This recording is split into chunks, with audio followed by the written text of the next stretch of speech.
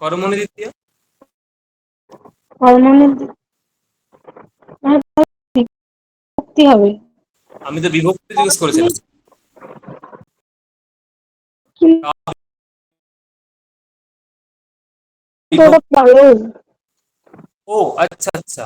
বিদ্যালয় প্রথমা বিভক্তি, তাই তো? হ্যাঁ, ওটা তো উক্ত কর্ম, কর্ম। কর্মবাচ্যে আছে তো। হ্যাঁ, উক্ত কর্মে প্রথমা, তার মানে ওটা হ্যাঁ, প্রাতিপদিক অর্থ লিঙ্গ, প্রাতিপদিক অর্থ লিঙ্গ পরিমাণ বচনমাত্রা প্রথমা, এই সূত্র দিয়ে হবে। হ্যাঁ, ওটাই হবে। তাছাড়া তো কোনো ইয়ে নেই। উম, প্রাতিপদিক হ্যাঁ, অর্থ লিঙ্গ তাছাড়া কোনো সূত্র নেই। হুম। আর কর্মনি দ্বিতীয়া বলেছেন, আমি বলছি কি ব্যাপার হলো। না না, আমার তাহলে ভুল হচ্ছিল, ঠিক আছে। ওটা আচ্ছা কর্ম ঠিক আছে। হবে। হুম।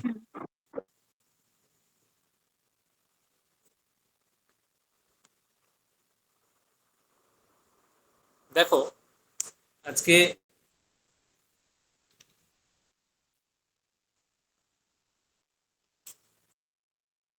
স্যার অভিহিতে কর্মণি চ এরকম একটা সূত্র আছে, অভিহিত এখানে উক্ত কর্মের প্রথমা এরকম বোঝায়। অভি অভিহিতে কর্মণি চ। এরকম কোথায় আছে অভিহিতে কর্মণিচ?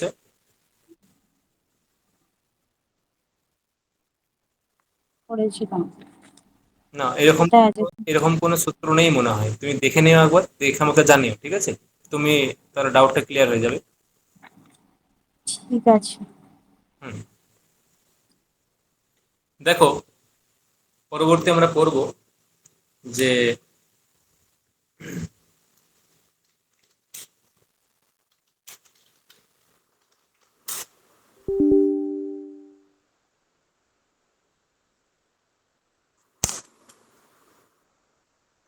আমরা আগের দিন যা পড়েছিলাম সেখানে ছিল আহ, বিগ্রহ দুই প্রকার, একটা হচ্ছে লৌকিক বিগ্রহ এবং অলৌকিক অলৌকিক বিগ্রহ।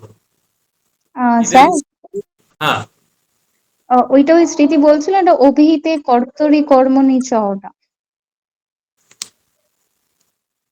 অভিহিতে কর্তরি কর্মণি চ। হ্যাঁ, ওই প্রথমা বিভক্তিরই একটা সূত্র। আচ্ছা, দেখতে হবে। অভিহিতে কর্তরি কর্মণি চ। হ্যাঁ, অভিহিতে,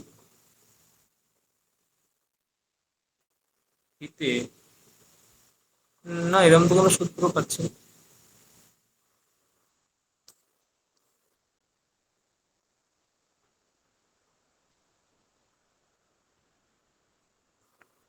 এক মিনিট just। অভিহিতে কর্তরি কর্মণি চ। অভিহিতে কর্মণি চ অর্থাৎ কর্মণি প্রথমা, কর্তরি নয়, শুধু অভিহিতে কর্মণি এরকম। অভিহিতে, তাই তো? হ্যাঁ, হ্যাঁ অভিহিতে এখানে দেখাচ্ছে কর্তরি কর্মণি চ, যেখানে বলছে যে উক্ত কর্তায় আর উক্ত কর্মের প্রাতিপদিকার্থে প্রথমা বিভক্তি হয়। হ্যাঁ, কর্ম বাচ্চা আর আমি- ভাব বাচ্চা। না, আমি তো ওখানে পাচ্ছি না অষ্টাধ্যায়। একটু আমাকে স্ক্রিনশট নিয়ে দাও তো, আমারও ভুল হতে পারে। হুম। দেখো, সেখানে লৌকিক বিগ্রহ বলতে কি ছিল? বাক্যে প্রয়োগার্হত্বম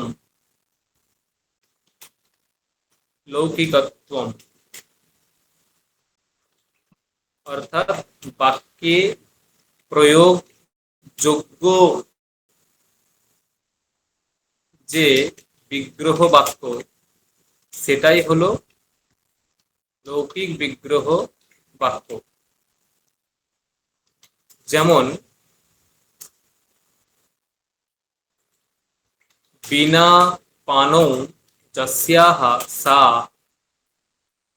মে বন্দনীয়া।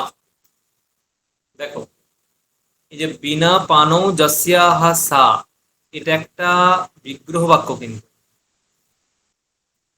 এটা একটা বিগ্রহ বাক্য, কিন্তু এই বিগ্রহ বাক্যটাকে আমি সুন্দর বাক্যে ব্যবহার করে ফেলেছি। বিনা পানো যস্যাহ সা মে বন্দনীয়া। সে আমার বন্দনীয়।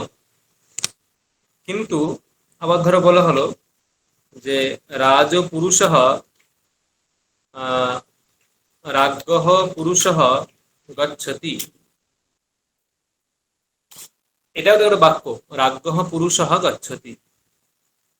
যে রাজ্ঞः পুরুষः গচ্ছতি, এটা রাজ্ঞः পুরুষः, এটা একটা বিগ্রহ বাক্য, কিন্তু এই বিগ্রহ বাক্যটা কিন্তু সুন্দর বাক্যে ব্যবহার করতে পারি। কিন্তু এমন অলৌকিক বিগ্রহ বাক্য কাকে বলে? অলৌকিক বিগ্রহ বাক্য হচ্ছে যে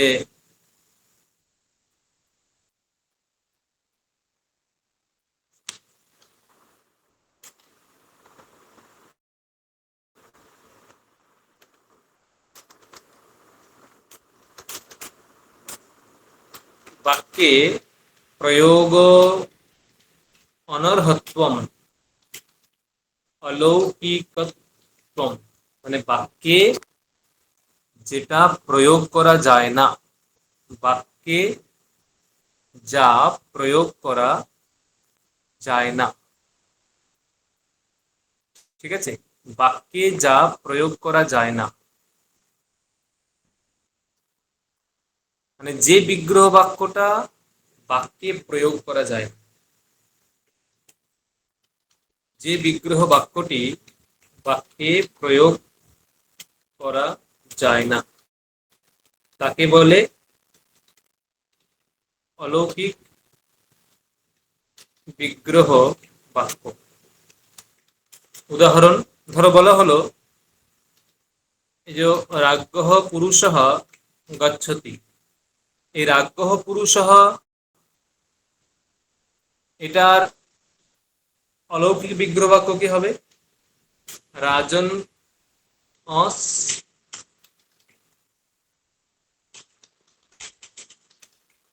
পুরুষসু গচ্ছতি। যদি বলা হয়, ধরো কেউ বলতে চাইলো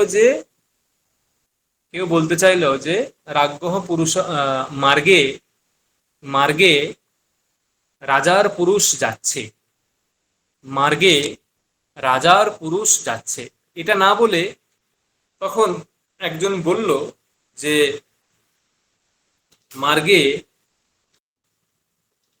রাজন অস পুরুষসু গচ্ছতি।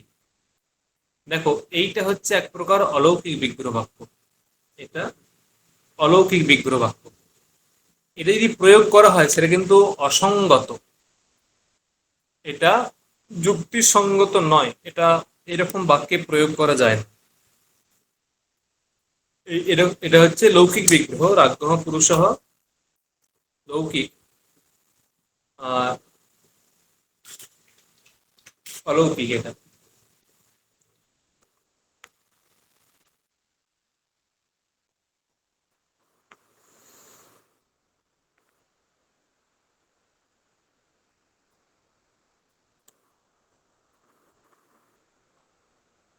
না, এটা কোনো পাণিনীয় সূত্র নয়, ঠিক আছে, এটা কোনো পংক্তি ধরতে পারো। স্মৃতি, হ্যাঁ, এটা কোনো পংক্তি হতে পারে, এটা কোনো পাণিনীয় সূত্র নয়। আচ্ছা। যে বই থেকে নিয়েছি সেটা প্রামাণিক, এরকম কোনো সূত্র অষ্টাধ্যায়ীতে নেই, আমরা পড়িনি, মানে পড়লে নিশ্চয় চোখে আসবে, থাকলে না, সেটা চোখে আসবে। পানিতে নেই, আমি দেখলাম। নেই এরকম। এটা অন্য বই থেকে দেখেছি, সেজন্য পাঠালাম। কি একটা বলতে যাচ্ছিলেন, প্রামাণিক? মানে যে বইটা দেখছো সেই বইটা আদৌ প্রামাণিক কিনা দেখতে হবে। প্রামাণিক মানে তোমার টাইটেলটা এখানে বলছি না, আমি মানে বুঝতে পেরেছি, প্রামাণ্য, হ্যাঁ বুঝতে পেরেছি। তাহলে এই হচ্ছে বিগ্রহ বাক্য নিয়ে আমরা যা পড়লাম। এখন সমাস, সমাস কয় প্রকার? সমাস কয় প্রকার?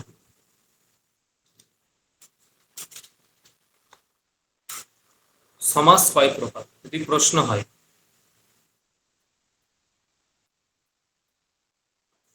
সমাস 5 প্রকার। কার মতে? আচার্য বরদরাজের মতানুসারে তিনি লঘু সিদ্ধান্ত কৌমুদীতে সমাস 5 প্রকার উল্লেখ করেছেন। লঘু সিদ্ধান্ত কৌমুদী কার লেখা? লঘু সিদ্ধান্ত কৌমুদী কার লেখা?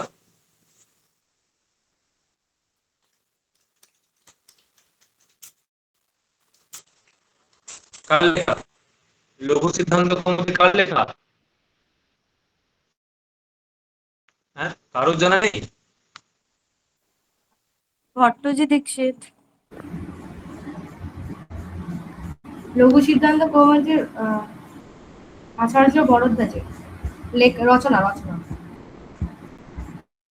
সুজাতা কার লেখা?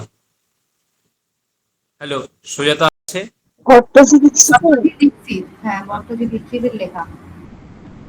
অনুরাধা কার লেখা?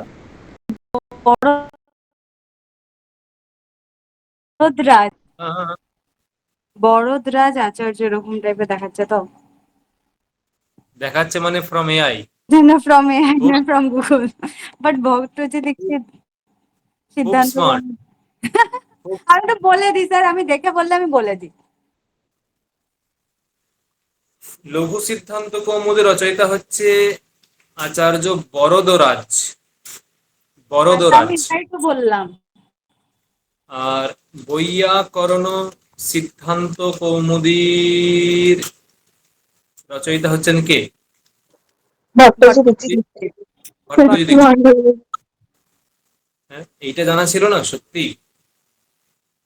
এই যে সমাস 5 প্রকার, সেটা কি কি?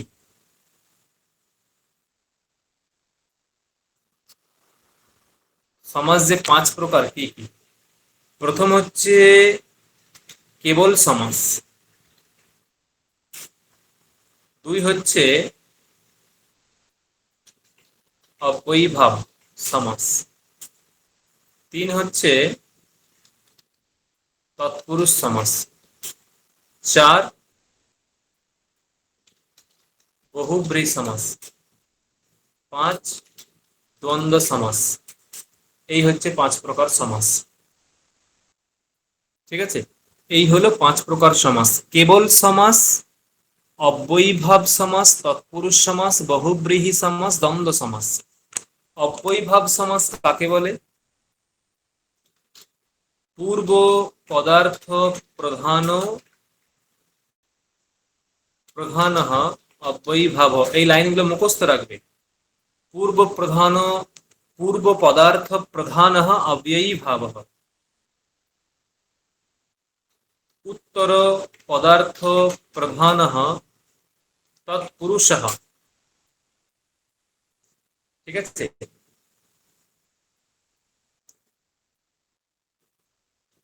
অন্য পদার্থ প্রধান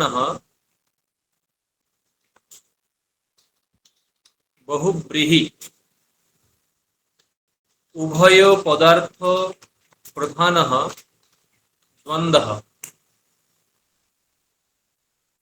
এখানে দ্বন্দ্ব ভেদ দিগুঃ, দিগুভেদশ্চ কর্মধারয়ঃ। দ্বন্দ্ব ভেদ দিগুঃ আর দিগুভেদশ্চ কর্মধারয়ঃ। মানে দ্বন্দ্ব সমাসের ভেদ হচ্ছে দিগু সমাস, আর দিগু সমাসের ভেদ হচ্ছে কর্মধারয় সমাস। কিন্তু সমাস এখন কেউ যেন ভেবে নিও না যে কেবল সমাস, অব্যয়ীভাব সমাস, তৎপুরুষ সমাস, বহুব্রীহি সমাস, দ্বন্দ্ব সমাস, দ্বিগু সমাস, কর্মধারয় সমাস এইভাবে মোট 8 প্রকার বা 7 প্রকার কিন্তু নয়। মানে এই যে দ্বিগু সমাস এবং দ্বন্দ্ব সমাস, এই দুটো বিভাগ, দ্বিগু এবং দ্বন্দ্ব, দ্বিগু এবং কর্মধারয়, দ্বিগু এবং কর্মধারয়, এই দুটো ভাগ দ্বন্দ্ব সমাসেরই অন্তর্গত। তাই এই দুটোকে যেন আমরা আলাদা করে ভাগ ধরে সমাস 7 প্রকার, এটা এইরকম ভুল যেন না হয়। কেবল সমাস কি? কেবল সমাস হচ্ছে বিশেষ সংজ্ঞা বিনির্মুক্ত কেবল সমাস। বিশেষ সংজ্ঞা বিনির্মুক্তः কেবল সমাসः। অর্থাৎ যে সমাসের অন্য কোনো সংজ্ঞা নেই তাকে কেবল সমাস বলে। যে সমাসের অন্য কোনো সংজ্ঞা নেই তাকে বলে কেবল সমাস। যে সমাসে পূর্ব পদার্থটি প্রধান হয় তাকে বলে অব্যয়ীভাব সমাস। কি বললাম? যে সমাসের পূর্ব পদটি প্রধান হয় তাকে বলে অব্যয়ীভাব সমাস। একই রকম ভাবে যে সমাসের পর পদার্থটি প্রধান হয় তাকে বলে তৎপুরুষ সমাস। ঠিক আছে? যে সমাসে পর পদার্থটি প্রধান হয় তাকে বলে তৎপুরুষ সমাস। আর যে সমাসে অন্য পদার্থ প্রধান হয় তাকে বলে বহুব্রীহি সমাস। ঠিক আছে?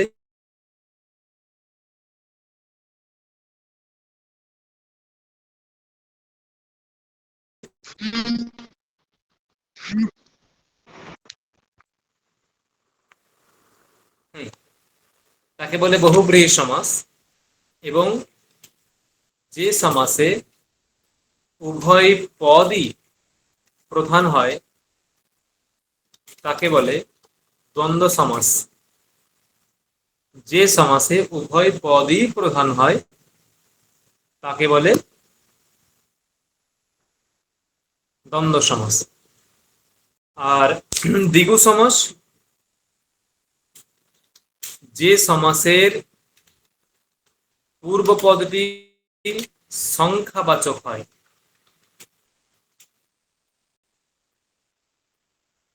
তাকে দ্বিগু সমাস বলে। যে সমাসের পূর্ব পদটি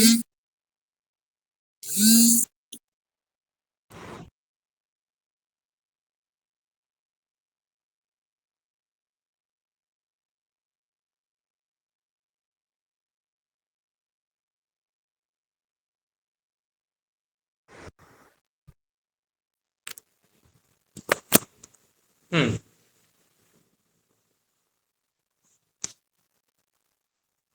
এবং যে সমাসে সমসমান পদগুলি সমান বিভক্তিক হয় তাকে বলে কর্মধারয় সমাস। দেখো, কোথাও ডাউট আছে? এইগুলো কিন্তু বিশেষ করে সংস্কৃতগুলো মনে রাখবে। এইগুলো কিন্তু মানে প্রশ্নে দেয় যে পূর্ব পদার্থ প্রধান কহ সমাস এরম করে দিতে পারে, মানে দেওয়ার সম্ভাবনা খুবই, অন্তত জেনে রাখা ভালো। স্যার তাহলে পাণিনি মতে সমাজ কত প্রকার বলবো? এটা তো গেল বরদরাজের মতে, এটা গেল বরদরাজের মতে। ঠিক আছে? আচ্ছা, এরপরে এখন এই সিদ্ধান্তকে সদর করেননি আচার্য ভট্টজি দীক্ষিত। আচার্য ভট্টজি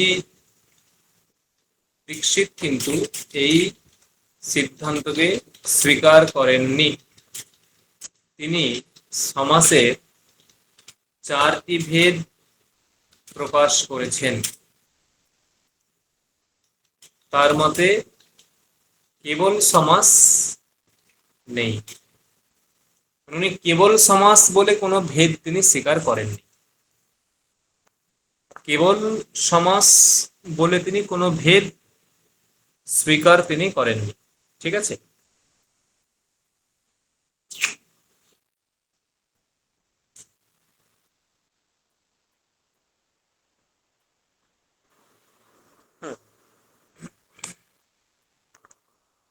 এখন আমরা প্রথমে পড়ব কোন, আচ্ছা, এই সমাসটা কি সিদ্ধান্ত কৌমুদী ধরে আছে না লঘু সিদ্ধান্ত কৌমুদী ধরে আছে? মনে আছে কোনটা কোনটা আছে? সমাসটা সিদ্ধান্ত কৌমুদী ধরে আছে না লঘু সিদ্ধান্ত কৌমুদী ধরে আছে? একবার সিলেবাসে দেখে নাও তো একবার কি আছে।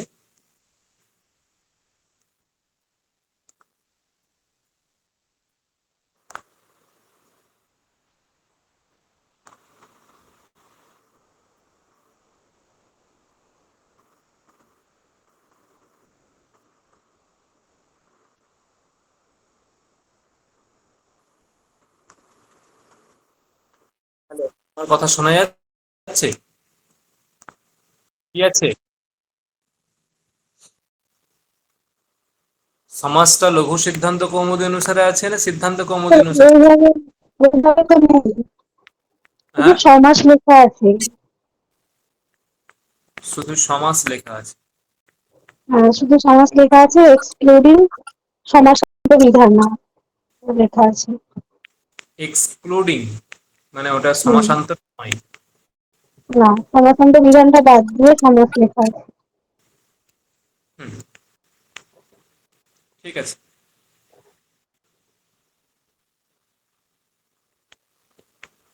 দেখো,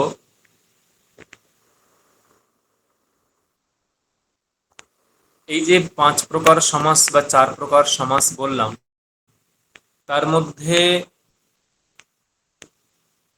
একটা অন্যতম ভাগ হচ্ছে দ্বন্দ্ব সমাস, মানে অন্তিম ভাগটা হচ্ছে দ্বন্দ্ব সমাস।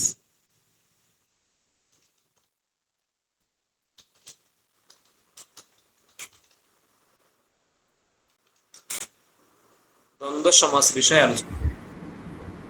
বলছি দাদা, এটা কি লঘু সিদ্ধান্ত কৌমুদী ধরে হচ্ছে তো সমাস? দেখো,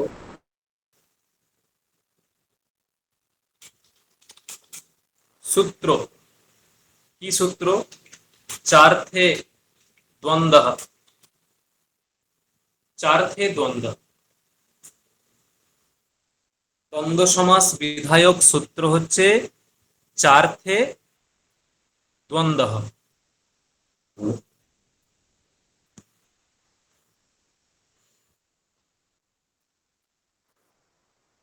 সূত্রের বৃত্তি কি আছে? বৃত্তি হচ্ছে অনেকম সুবন্তম চার্থে বর্তমানম বা সমস্যাতে স দ্বন্দ্ব। সূত্রার্থ কি? অনেকগুলি সুবন্ত পদ যদি সুবন্ত পদ যখন চকারের অর্থে সমাসবদ্ধ হয় তখন তাকে দ্বন্দ্ব সমাস বলে। অনেকম সুবন্তম চার্থে বর্তমানম বা সমস্যাতে স্বদ্বন্দ্ব। অনেকগুলি অনেকগুলি সুবন্ত পদ যখন চকারের অর্থে সমাসবদ্ধ হয়, চকারের অর্থে। প্রশ্ন, চকারের কি কি অর্থ? চকারের কি কি অর্থ? কত অর্থ চকারের কেউ বলতে পারবে? 4টে। কি কি? রয়েছে সর্বাচর, অন্যাচর, বিপরীত দ্বন্দ্ব, অম্বাজয় ইতরেতর আর সমাহার। সমাহার। সমুচ্চয়, অনবাচয়, ইতরেতর আর সমাহার। এবং সমাহার। সমুচ্চয়, অনবাচয়, ইতরেতর এবং সমাহার, এই হচ্ছে চকারের 4টি অর্থ। এখন ওই একাধিক সুবন্ত পদ যখন এই চকারের অর্থে সমাসবদ্ধ হবে এদের মধ্যে সমুচ্চয় এবং অনবাচয় এই দুটি অর্থে সমাস হয় না। ঠিক আছে, অসামর্থ্যবশত চকারের চারটি অর্থের মধ্যে, ঠিক আছে, চকারের চারটি অর্থের মধ্যে সমুচ্চয় এবং অনবাচয় এই দুটি বিষয়ে, এই দুটি অর্থে সমাস বিহিত হয় না। অসামর্থ্য অসা অসামর্থ্য বশত, এখানে গ্রন্থে আছে তত্র ঈশ্বরম গুরুম চ ভজস্ব ইতি সমুচ্চয়ে ভিক্ষাম অট গাম চ অনয় ইতি অনবাচয়ে চ ন সমাসঃ অসামর্থ্যাৎ। অসামর্থ্যাৎ, এই সামর্থ্য কি? এই সামর্থ্য আবার দুই প্রকার, একার্থী ভাব, ব্যাপেক্ষা লক্ষণ। ব্যাপেক্ষা লক্ষণ আবার তিন প্রকার, আকাঙ্ক্ষা, যোগ্যতা, আসক্তি, এগুলো আছে। ঠিক আছে, মানে পরপর দুটো পদ পাশাপাশি থাকলেই যে সমাস হবে এমন কোনো ব্যাপার নেই। পরপর দুটো পদ পাশাপাশি থাকলেই যে সমাস হবে এটা কিন্তু বলা যায় না। ওই দুটো পদের মধ্যে সামর্থ্য থাকতে হবে, ওই দুটো পদের মধ্যে সামর্থ্য থাকতে হবে, সমাস হওয়ার জন্য যোগ্যতা থাকতে হবে। যখন ওই দুটো পদের মধ্যে সমাসের অনুকূল সামর্থ্য থাকবে তখনই সমাস হবে। যখন ওই সামর্থ্য আছে না নেই এইসব বিচার করার জন্য দুটো পদকে দেখতে হবে ওটা কিরকম পদ, ওর মধ্যে আকাঙ্ক্ষা আছে না নেই, যোগ্যতা আছে না নেই, আসক্তি আছে না নেই, এইসব বিচার করতে হয়। বিচার করার পরে তারপরে তুমি বুঝতে পারবে যে সেখানে সামর্থ্য আছে কিনা। যদি সামর্থ্য থাকে তবেই সমাস হবে, যদি সামর্থ্য না থাকে তাহলে সমাস হবে না। সেই জন্য ওখানে হেতু দিয়েছে অসামর্থ্যা।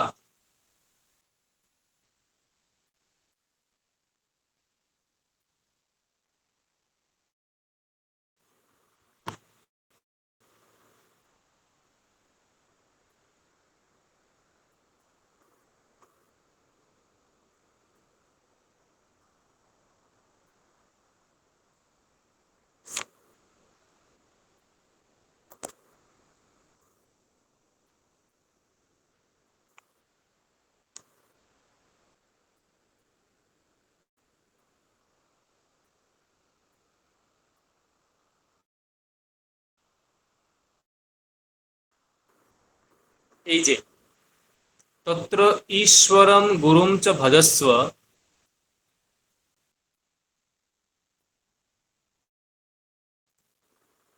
ইতি সমুচ্চয়ে ভিক্ষাম অট গাম চ অনয় ইতি অনবাচয়ে চ ন সমাসঃ। কথম তত্র কহ হেতুঃ? সমাস অবিধানে কহ হেতুঃ? অসামর্থ্যম। তাই হেতৌ পঞ্চমী অসামর্থ্যাৎ। অসামর্থ্যাৎ, সামর্থ্য নেই, তাই সেখানে সমাস হবে না। পরবর্তী, কিন্তু বাকি দুটো কি আছে? বাকি দুটো আছে ইতরেতর। যেমন ধরো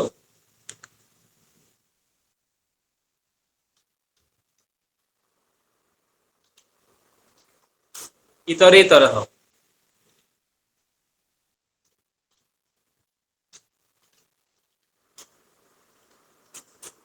লক্ষণ কি? মিলিতানাম অন্বয়ঃ ইতরেতরঃ। মিলিতানাম অন্বয়ঃ ইতরেতরঃ।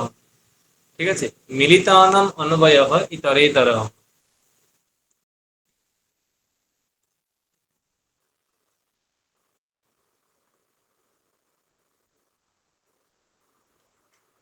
একাধিক সুবন্ত পদ যখন পরস্পর একে অপরের সঙ্গে অন্বিত হয়ে সমাসবদ্ধ হয় তখন তাকে ইতরেতর দ্বন্দ্ব সমাস বলে। একাধিক সুবন্ত পদ যখন একে অপরের সঙ্গে অন্বিত হয়ে সমাসবদ্ধ হয় তখন তাকে ইতরেতর দ্বন্দ্ব সমাস বলে। এর বৈশিষ্ট্য কি?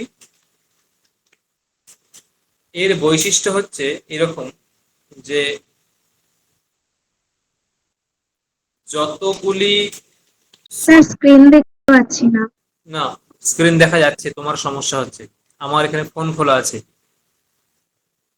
তুমি একবার লেফট নিয়ে জয়েন হও, দেখো ঠিক হয়ে যাবে। সবাই দেখতে পাচ্ছ স্ক্রিন? হ্যাঁ স্যার। যতগুলি সমসমান পদ থাকে সমাসবদ্ধ হওয়ার পর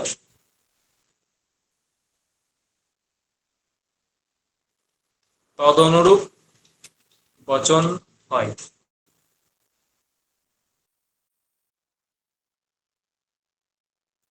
যতগুলি সমসমান পদ থাকে সমাসবদ্ধ হওয়ার পরে তদনুরূপ বচন হয়। যেমন উদাহরণ, এবং সমসমান পদগুলির মধ্যে যেটি অন্তিম পদ হবে তদনুসারে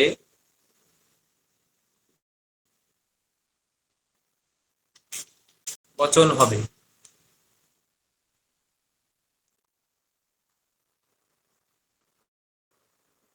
দেখো উদাহরণ, যদি বলা হয় যে রামশ্চ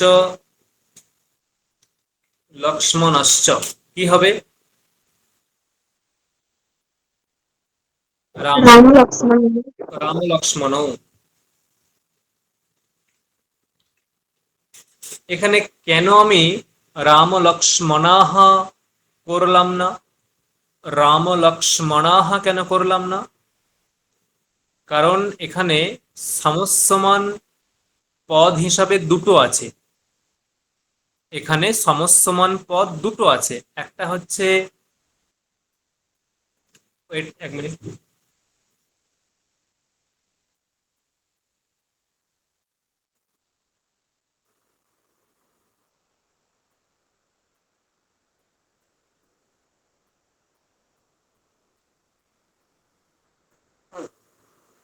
এখানে সমসমান পদ দুটো আছে, রাম এবং লক্ষণ।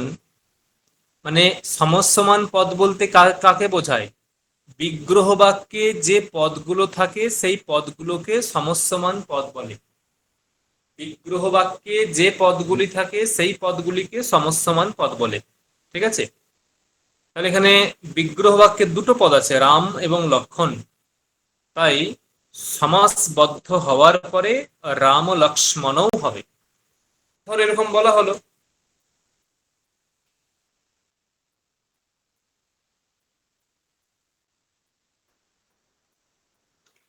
রামশ্চ লক্ষ্মণশ্চ ভবেশশ্চ, কি হবে?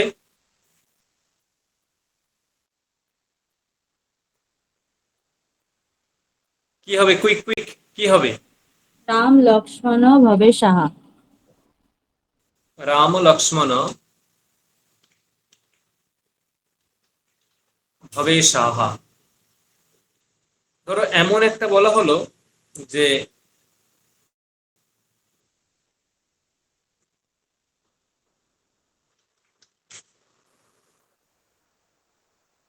ধরো বলা হলো যে রামশ্চ সীতা চ উদ্যানম চ, কি হবে?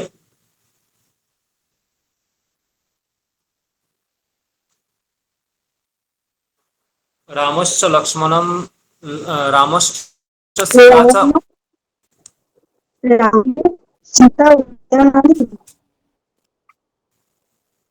বলো, রাম ও সীতা উদ্যানানি। শীতোদ্রিয়া নানি।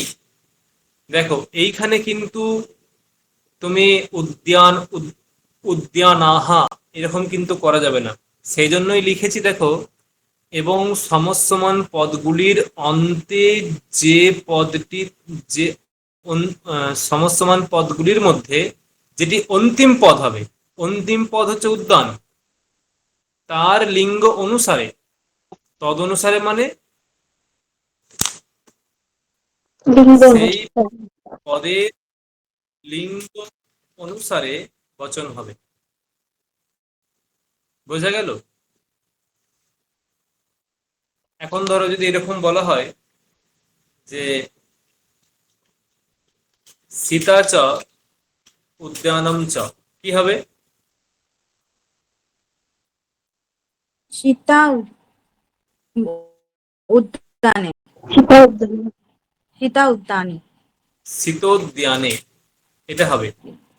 যদি এরকম বলা হয় যে উদ্যানম চ সীতা চ, কি হবে?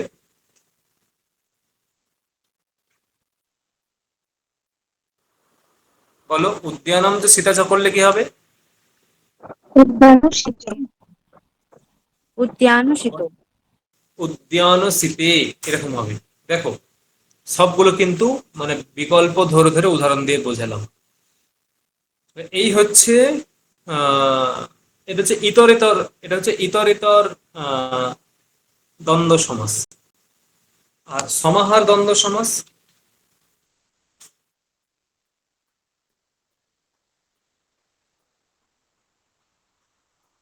সমাহার দ্বন্দ্ব সমাস মানে যেখানে এখানে সংজ্ঞা দেয়া আছে সমূহ সমাহার,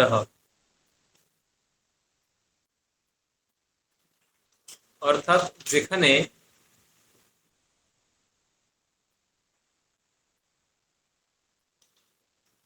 সমাসবদ্ধ পদটির দ্বারা একটি সমূহকে বোঝায়,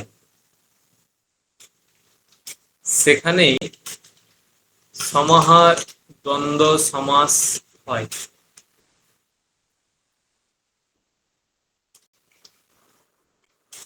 এর বৈশিষ্ট্য হচ্ছে যতগুলি সমস্যমান পদ থাকুক না কেন,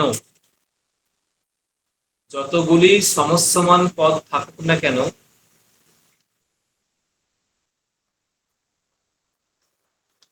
বৃত্তিতে একবচন হবে এবং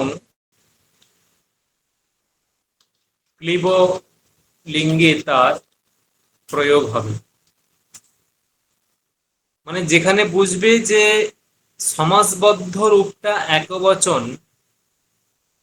সমাসবদ্ধ রূপটা একবচন এবং ক্লীবলিঙ্গ, সেখানে বুঝতে হবে সেটা সমাহার দ্বন্দ্ব।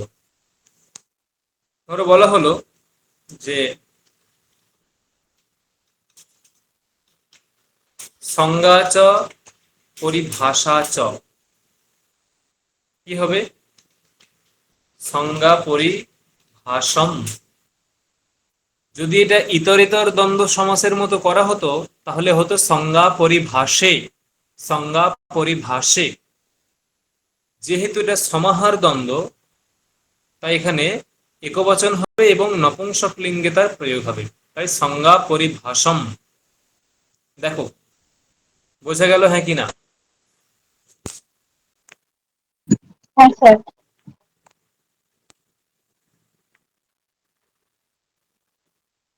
হুম।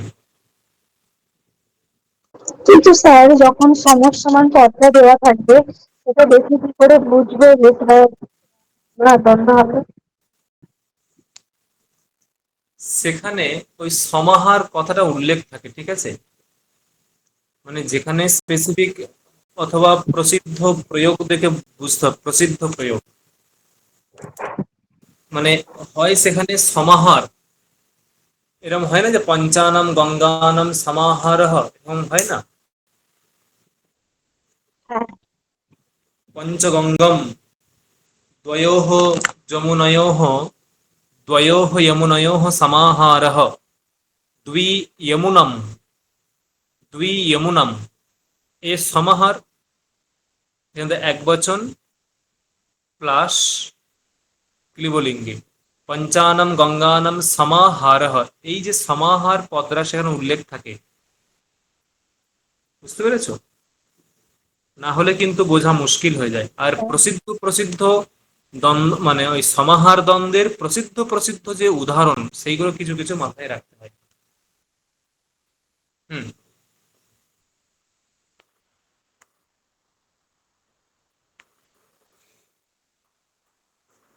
আচ্ছা আজকে এটুকুই থাক, ঠিক আছে? আমি এক জায়গায় মানে যাবো বলতে একটু ওই ওই বাড়ি যাবো।